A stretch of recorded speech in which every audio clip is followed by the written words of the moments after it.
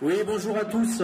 On voulait vous lire un texte au nom des blouses blanches libres qui a été rédigé au niveau du collectif Uni, donc de plusieurs villes de France. Voilà.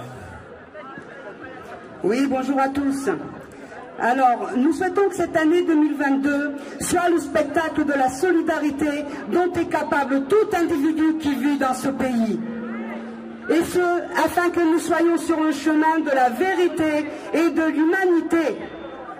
Voici 4 mois que dure la comédie de la suspension inutile des professionnels de santé, publics, privés, libéraux, médicaux et sociaux, qui ont refusé une injection qui, comme nous le savons tous, maintenant, n'empêche ni la transmission, ni la contraction du Covid et de ses variants.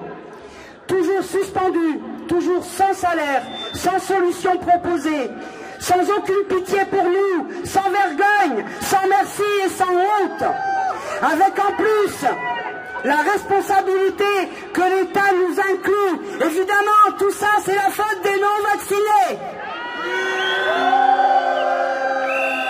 Nous n'allons pas bien. Cela veut juste dire que nous survivons pour la plupart.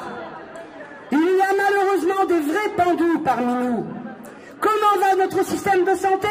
En voilà une bonne question. Il est en déclin depuis des décennies et atteint aujourd'hui son paroxysme. Les hôpitaux et cliniques privés sont en pénurie de soignants et sont obligés de fermer des services de réanimation afin de rapatrier ceux qui le peuvent dans d'autres services. D'autres services importants comme les urgences. Espérons que ceux qui restent vont tenir le coup.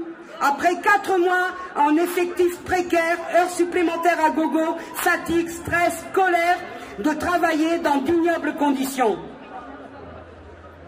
Les villes manquent de médecins, généralistes, orthophonistes, kinésithérapeutes, psychologues, cardiologues, etc.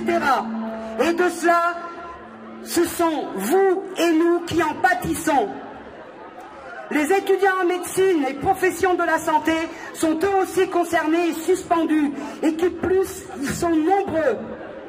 Ils ne peuvent continuer leurs études et donc parvenir à être du personnel supplémentaire dans l'avenir.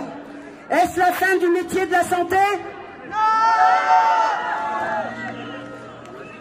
Qu'en est-il des victimes de ces choix politiques?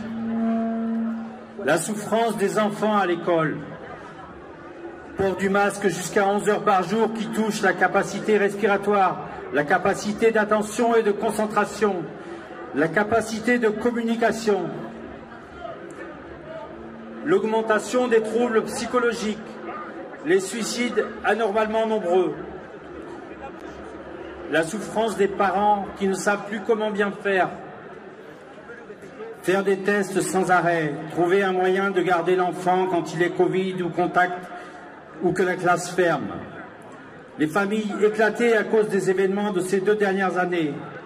Les personnes âgées, isolées, esseulées. Les jeunes et les étudiants dont l'avenir est bien triste. Les restaurants et bistrots perdent leur personnel, notamment parce qu'ils ne sont pas policiers et ne veulent pas le faire du contrôle d'identité. Les effets indésirables des vaccins qui ont provoqué cas graves et décès.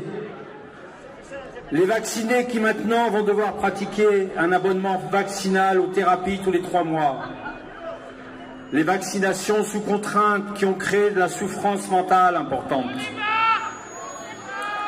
De plus, par la mise en place du pass vaccinal, les citoyens vont être touchés dans le milieu professionnel par la suspension si refus de vaccination.